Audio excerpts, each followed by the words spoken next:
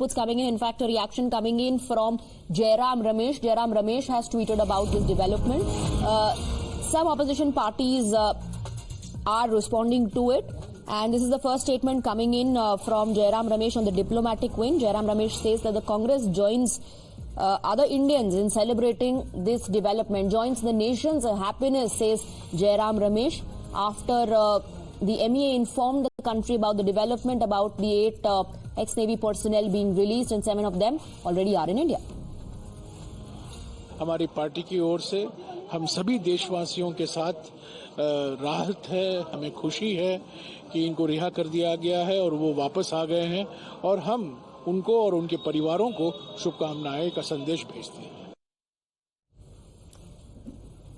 All right, so Deepak is in fact getting us details on these reactions coming in from the opposition leaders. Yes, Deepak. Right, Swati, now Priyanka Chaturvedi of Uddhav Thackeray faction has also taken to social media to express her happiness. She says, fantastic news to read and glad that 8 Navy veterans who were in custody in Qatar are back home. Well done, Ministry of External Affairs, says Priyanka Chaturvedi. All right, so the opposition leaders are also responding, Rishabh, and of course welcoming the decision. Not just the family members, but the entire nation was waiting with bated breath to know what is going to happen in this case. Yes, the MEA, the Indian government were involved, giving assurances as well that all the diplomatic channels and legal recourse will be explored by them. Well, definitely. See, this is something that the country was waiting for. And, for last 3-4 months since on October 28th, when, death sentence was awarded to these Indian nationals, the Indian Navy veterans, the country was in shock. And it was unprecedented. Back then, the MEA themselves called it unprecedented move by Qatar. And the whole diplomacy in Middle East back then was, centered around getting these 8 Indian Navy veterans out of jail and bring them back to India. Initially when the death sentence was awarded, the diplomacy, the embassy there, the desk here, the Middle East desk here, the West Asia desk for that matter, the West Asia desk here, the Joint Secretary, everyone was 24/7 working to ensure that these men come back. Today when they have come back, and Times have spoken to a lot of the officers who were involved in getting these men back. Even the officer who was on board with these men while they were returning home, we have spoken to them also. They cannot come on record for sure given the nature of their job, but all of them told us that how difficult it was. But definitely the moment Prime Minister himself spoke to the Emir, and the ball game changed. And that direct and personal interaction is what the veterans are also talking about while thanking the Prime Minister. Rishabh, stay on with us. We've been speaking to the family members as well of the veterans who've been released. Now listening to the sister of Purnendu Tiwari. अभी अच्छी information आ गई है Qatar से, आपके भाई release हो गए हैं, बस उनका वापस आना। आपने बताया था कि पहले उनको आनी थी, जो उसके बाद आप बात करेंगे। तो अभी आप क्या कहना चाहेंगे पूरे इस? बस हम बहुत माननीय प्रधानमंत्री जी और वो अमीर ऑफ कतर, सबके बहुत धन्यवाद कि उन्होंने हमारा ये इतनी बड़ी चीज फ्री करी, इन वेटरन्स को वापस अपने देश भेजा। हम उनके थैंकफुल हैं। और एस जयशंकर जी, वहाँ के एम्बेसडर, अपने इंडियन एम्बेसडर विपुल जी, बहुत डिप्लोमेटिकली सारी चीजें सॉल्व हुई, रिजॉल्व हुई। तो We're now joined by Union Minister Kiren Rijiju. Thank you very much for giving us your time. Good morning to you, Mr. Rijiju. It's a massive diplomatic win, and what a good news for the entire nation, especially for the family members of these veterans. No, the matter is sensitive, and the way in which the government of India has handled the whole issue under the direct guidance of the Honorable Prime Minister, this is a huge diplomatic success. Without any browbeating or without challenging any other authority, it was meticulously handled. This is a matter of pride that all our people, veteran navies are secured safely back home. So this shows how India can handle such a difficult case and still manage to get our people safely. It's a very deftly handled episode.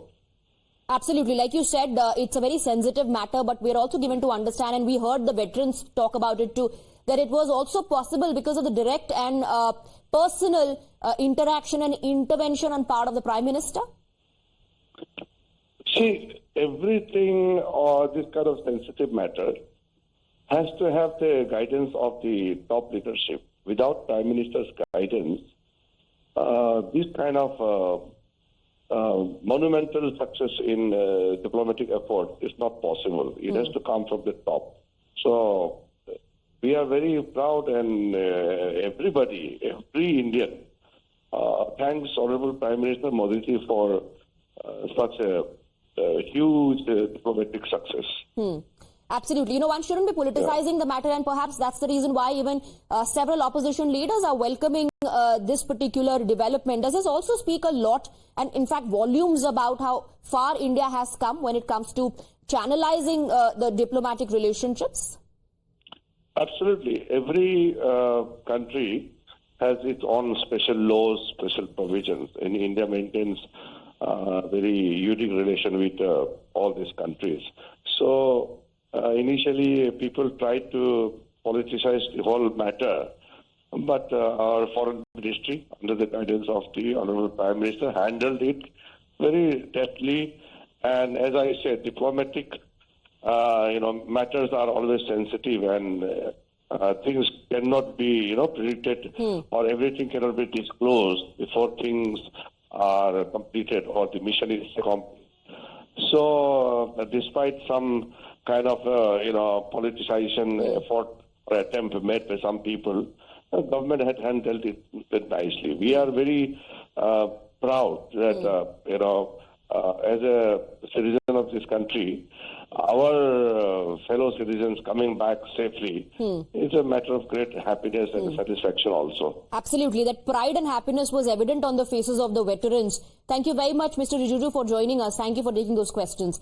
Let's now, viewers, take you through the timeline of how everything transpired, of how the developments took place. It was on the 1st of October 2022 that India's ambassador in Doha met the 8 Navy veterans.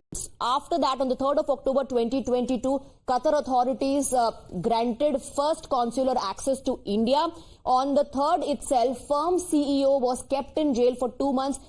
He got bail on the 3rd. After, of course, the intervention started, the interaction started. 15th of March 2023, the last bail plea was put up by the veterans and it was rejected, which definitely came as a blow. On the 25th of March 2023, the charges were filed against 8 Navy veterans. So it seemed very difficult of how the government would, in fact, get justice for the veterans. On the 30th of March, Dhara Global closed its operation in Doha, the company with which the veterans were employed. 26th of October 2023 was the big development and a massive blow when the Qatar government, the court rather, handed over death penalty to 8 former Indian Navy men. But post that, the diplomatic relationships, the intervention, interaction on part of the Prime Minister as well, started showing results. 8th of December 2023, Indian ambassador met the 8 ex-naval officers. On the 28th of December, Qatar commuted India the death penalty that was given to the ex-Navy officers. And then remember how it was converted to prolonged prison term, and today we're talking about them being released. 7 of them already back in India. Rishabh, thank you for getting us the details. We'll connect with you again for more inputs without a quick break.